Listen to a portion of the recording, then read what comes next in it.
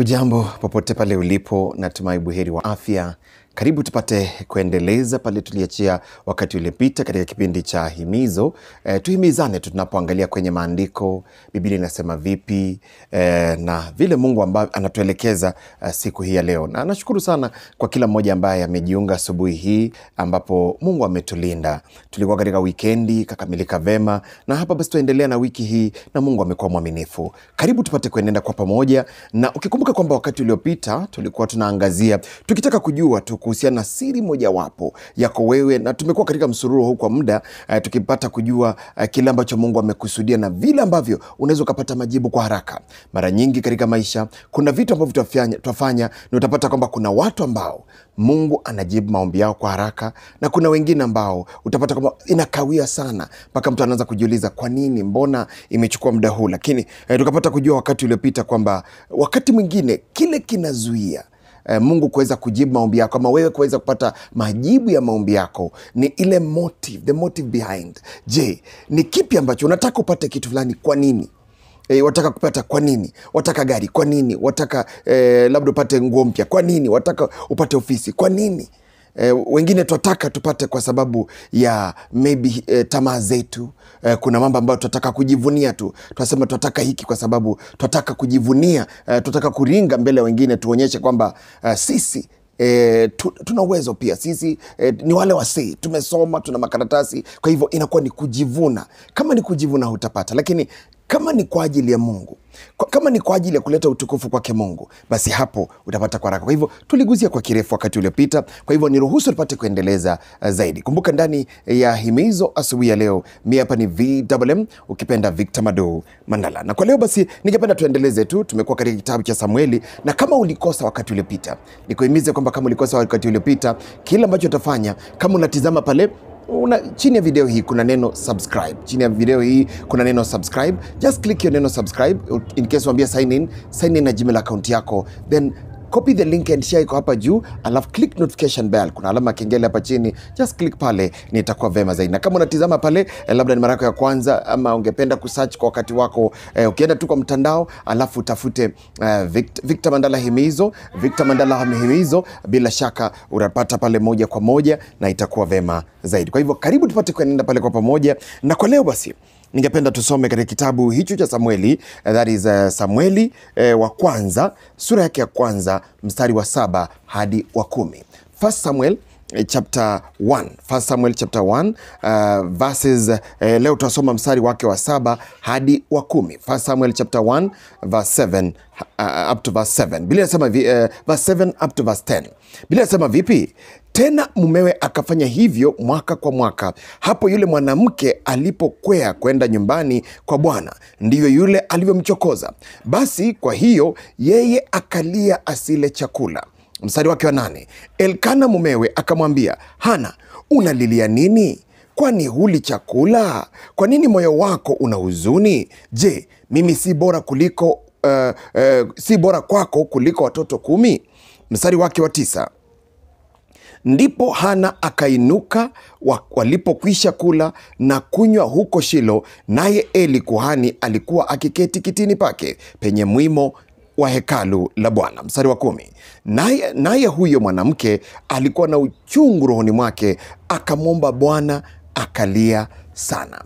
Mwenyezi Mungu, tunasema asante kwa ajili lako. Tunakuinua mfalme, tukiomba kwamba nena pamoja nasi. Pasipo wewe hatuwezi lolote. Enenda pamoja nasi. Na punguo zidi kuongezeka, Roho Mtakatifu shika usukani, ukanene pamoja nasi. Kwa jina la Yesu Kristo naomba nikiamini. Amen. Amen. Naam. Napoangalia katika andiko hili, of course tumejifunza mengi kuhusiana na hadithi ama na story hii ya Hana. Na hilo basi naangazia pale kwamba unajua Hana alifika mahali mpaka mume wake anashangaa, anamwambia, kwa nini wafika mahali, mbona huli chakula? Mbona? Na katika kule kumwambia hivyo mume wake anamwambia, na Hana akafika mahali, nikiangalia katika Biblia haijasema kwamba Hana alimjibu. Hana alinyamaza kwa sababu aliona ni kama mume wake haelewi kile ambacho yeye anapitia, machungu ambayo anapitia, kwa sababu immediately akitoka pale wale wasile, kuna yule mke mwenza ambaye ako pale tayari, sijui alikuwa ndisema alikuwa anointed ama alikuwa ako tayari kumfanya tu, kumchokora tu. Unajua kuna watu tuishi nao katika ulimwengu huu, nia yao tu ni kufanya usikie uchungu. Yani akisema chochote every statement ambayo anaitoa, kuna pahali tunasikia hii imekufinya, yani unasikia kauchungu fulani. Kuna watu wa aina hiyo. Kwa hivyo Penina alikuwa mmoja wao. Hana akikaa hivi kidogo, akienda atulie, amefika kwa ile comfort zone, anatulia, Penina anatokea kule, anarusha maneno. Mume wake, Biblia inasema kwamba mume wake alikuwa anampatia double. Akipeana vitu ambavyo anapeana, anapatia Hana double, mara mbili, maradufu, kwa sababu alimpenda zaidi. Lakini licha ya kumpatia maradufu, haikumtoshea. Unajua, nikawa natafakari wakati uliopita, tulisemezana tukasema kwamba ukiwa una kiu cha kunywa maji, hata mtu akupe soda, hata akupe whatever anakupa, hata iwe ni chakula, hakitatoa hicho kiu cha maji. Kwa hivyo wakati una kiu cha maji, lazima unywe maji, ndiposa basi uweze kutoa hicho kiu. Kwa hivyo napoangalia pale Hana, alifika wakati ambapo yani hata anaona mume wake hapa haelewi, na akanyamaza tu, na aliponyamaza akatoka na kila alifanya mpaka mume wake anashangaa kwamba alifika mahali akakataa kula chakula. Yani hali chakula. Ukisoma pale, niruhusu tu angalia pale katika mstari ambao tumeusoma, mstari wake wa 7. Naam, Biblia inasema kwamba mstari wa 7, tena mumewe akafanya hivyo mwaka kwa mwaka. Hapo yule mwanamke alipokwea kwenda nyumbani kwa Bwana, ndivyo yule alivyomchokoza. Basi kwa hiyo yeye akalia asile chakula. Akafika mahali akaamua, that's a type of fasting. Akafika mahali kwa sababu ya mambo yamemsonga, akaamua kujinyima hata chakula. Maana kwani chakula kilikuwa kimemkosea? Hapana. Alifika mahali kwa ajili ya kutaka Mungu amtendee, maana alikuwa amejaribu mbinu zote, akaamua kujinyima chakula.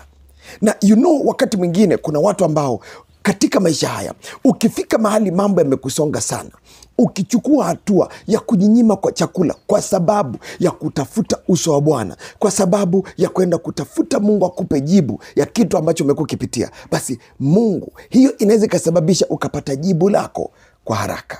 Kuna watu ambao kitu ambacho kimesalia tu maishani mwako ni wewe kuchukua hatua kujinyima. Ujinyime chakula, ujinyime, ukae, utenge muda. Maana unaposoma katika mstari wa 7, wakimaliza, mume wake anamuuliza mbona huli chakula? Maana alijinyima. Ukisonga mbele, mume wake paka anamuuliza mbona huli chakula? Akanyamaza. Na the next verse Biblia inaongea kuhusu akafika mahali, unajua, walipomaliza kula na hakutoka pale, akangoja wanakula chakula, ametulia yeye tu. Nafikiria moyoni mwake, mawazo yangu tu, moyoni mwake alikuwa ananena tu na Mungu, anamuuliza Mungu mbona, maybe anamwambia Mungu kabisa, please nisaidie, sijui, hayo ni mawazo yangu tu. Na ilipofika wakati wakimaliza chakula, si kwamba ametoka pale ni kama ameprotest. Wakimaliza kula, akainuka pamoja nao, akatoka. Na ndiposa basi baadaye unampata katika nyumba ya Bwana, ameenda pale kumwaga roho yake kwake Bwana, na mwishowe what happened? Alipata majibu ya maombi yake. Na hivyo basi kuna mtu ambaye unanisikiliza wakati huu, ambapo basi jibu lako lipo, lakini wahitaji tu kuchukua hatua. Labda umeomba, umechukua mbinu kadha wa kadha, umeenda kwa mchungaji wako amekuombea, umechukua hatua fulani, lakini hujapata jibu. Ni wakati ufike mahali ujinyime. Unajua, wakati mwingine, siri nyingine maishani, ni wakati ambapo unajua umuhimu wa kufast, umuhimu wa kufunga na kuomba. Sio kujinyima chakula tu, unafunga. Maana tunamwona baada ya mankuli, wengine wakishakula, alitoka akaenda hekaluni, wakaenda akaomba. Kwa hivyo wakati umefika, ufike mahali umeng'ang'ana, ni wakati basi ujinyime chakula. Ni wakati basi ufike mahali uanze fasting, umtafute tu Mungu, useme Mungu, naomba kwamba ukapate kujidhihirisha ndani mwangu, nitendee hiki. Na unajinyima chakula, unaenda pale na Mungu atakutendea. Hii ni siri moja wapo itakayofanya upate majibu ambayo umetamani kwa muda mrefu kwa haraka. Na ni ombi langu asubuhi ya leo kwamba unapo apply mbinu hii, naongea na mtu ambaye una kilio, labda unachekelewa kama Hana, huna mtoto, labda unachekelewa kwamba kwenu labda ni maskini wa maskini, labda hamna chochote, you have nothing to show, unachekelewa kwamba hauna kazi, umekaa muda mrefu. Ni wakati basi ufike mahali, apply siri hii, amua kujinyima chakula na uombe, pray and fast. Chukua hatua hiyo wakati ambapo unamtanguliza Mungu, kijua kwamba ni Mungu ambaye ndiye tegemeo. Unapofanya hivyo, ni kuambia kwamba Mungu ataingilia kati katika hali ambayo inakusumbua, katika masuala ambayo yamekuweka kwa ukuta. Unafika mahali unashindwa, nitafanya nini?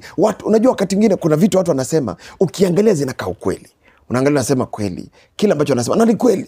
Huyu mwanadada hakuwa na mtoto. Kwa hivyo anapofika mahali wanamwambia wewe ni tasa, wewe una mtoto, anachekelewa. Kweli ilikuwa ni ukweli, lakini kuna vile Mungu ana mpango mzuri nawe. Kwa hivyo usikate tamaa, chukua hatua ya kufunga na kuomba. maybe hiyo ndio imesalia tu, alafu Mungu ajibu maombi yako. Kwa hivyo Mungu akutende wema popote pale ulipo. Chukua hatua hiyo, na haijasema labda siku moja, siku tatu, vile Mungu atakavyokuelekeza. Funga na uombe, Mungu atajibu maombi yako. Huenda hiyo ndio imebakia tu. Chukua hatua hiyo na Bwana akutende wema. Niruhusu tuendelee zaidi hapo kesho, pana majaliwa yake Mwenyezi Mungu. Mimi hapa ni VMM, kipenda Victor Mandala, kwenye himizo. Ni wapo ungependa kusemezana nami, tuweze kuomba kwa pamoja, tushauri. Yani labda una swali, unahitaji la maombi, ungependa kusupport ministry hii na njia yote ile. Kwa hivyo Mungu akutende wema. Nambari ya simu unaweza tumia pale, tuweze kuomba kwa pamoja, tusemezane. Ni 0722 24 39 49. Nambari ya simu 0722 24 39 49. Unaweza semezana nami pale, unahitaji la maombi, unaweza tuma either WhatsApp, SMS, au upige simu pale, na itakuwa vema zaidi. Tuzidi kushauriana, tuzidi kutiana moyo, na najua kwamba Bwana atazidi kutenda wema. Kwa hivyo nambari ndio hiyo 0722 24 39 49. Na vile vile pia usiondoke hapa kabla usubscribe. Chini ya video hii kuna neno subscribe. Click hiyo neno subscribe. Ukiambia sign in na Gmail account yako, then click notification bell iko pale chini, alama ya kengele, alafu copy the link and share, niweke comment yako pale, na Mungu akutende wema. Na namalizia kwa kusema kwamba huenda hatua ambayo imesalia tu ni hii moja, kwamba uweze kufunga na kuomba, ndipo uweze kupata majibu ya maombi yako kwa haraka. Kwa hivyo chukua hatua hii na Bwana akutende wema. Shalom, God bless you, subscribe and bye bye.